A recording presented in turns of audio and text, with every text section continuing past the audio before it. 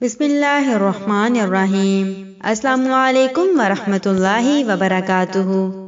ہم بچوں کو لالچی بناتے ہیں۔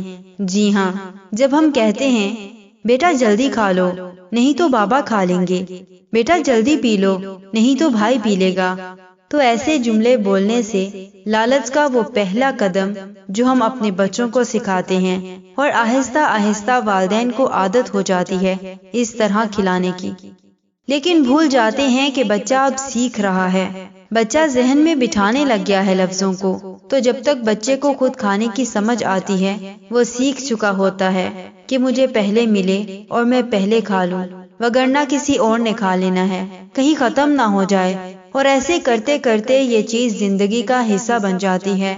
بچے بانٹنا بھول جاتے ہیں اور حاصل کرنے کی چاہ بڑھ جاتی ہے، مقابلوں کی کبھی نہ ختم ہونے والی دوڑ لگ جاتی ہے۔ افسوس کہ اس کی شروعات والدین کرتے ہیں، افسوس مگر حقیقت کہ والدین بچوں کو کھلانا نہیں لالچ سکھاتے ہیں، اور تقریباً ہر گھر میں ایسا ہی ہوتا ہے۔ تو آئیے اصلاح کی طرف آج سے اس جملے کو ختم کریں اور بچوں کو آپس میں مل بانٹ کر کھانے کی دعوت دیں اور انہیں مل کر کھانے کی برکتوں سے آگاہ کریں۔